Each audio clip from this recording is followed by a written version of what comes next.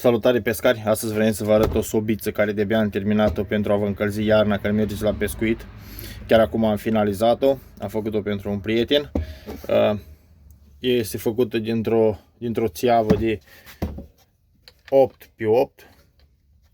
Înăuntru i-am pus un arzător, un pârlitor de grătar, de barbecue. Aici are rubinetul care îi dăm presiuni mai mică sau mai mare. Are undeva la 55 cm, cu picioare frumos care se pot demonta.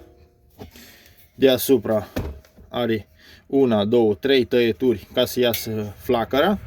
Pentru a putea găti deasupra i-am pus astea 3 bucăți de cornier ca să putem așeza grătarul deasupra. Aici e fixat pârlitorul frumos. Vă spun că este ceea ce trebuie, micuță, este fix cât o sticlă de fructi fresh de 2 litri jumate. Dă o căldură impresionantă. Ce-i drept, trebuie stat atent pentru monoxidul de carbon care le emană din cauza că e un pârlitor până la urmă. Dar dacă dormim în cort cu ușa pe jumătate crăpată, vă spun că funcționează de minuni. Eu am una de ani de zile și n-am avut niciodată probleme cu ea. Am zis că poate să fie o idee și pentru pescarii care merg iarna la pescuit, de asta am și prezentat-o. Vă ajută foarte mult să vă încălziți, consumă puțin. Eu cu o butelie de gaz de 2 litri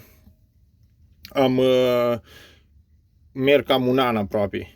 Merg și vara și mai gătesc pe ea, adică nu consum atât de mult. Că e o flacără deschisă până la urmă, nu e ceva care trebuie să se încălzească. E când începe să încingă, căldură este în tot cortul. Stați de minuni. Fain este că e și joasă, micuță, puteți să puneți frumos. Eu am un grătar aici. Eu pun frumos grătarul pe ea, gătiți, vă faceți frumos și mâncare pe ea și vă dă și căldură.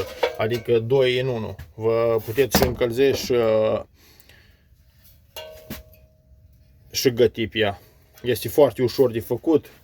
Adică dacă unul are îndemâneală, să spun, într-o oră jumătate e făcută. Important este să ai toate cele necesare. Sper să fie o idee și pentru voi, pescarii care mergeți iarna la pescuit și nu știți cu ce să vă încălziți. Eu o folosesc și mă găsesc foarte bine cu ea. Vă salut și numai bine!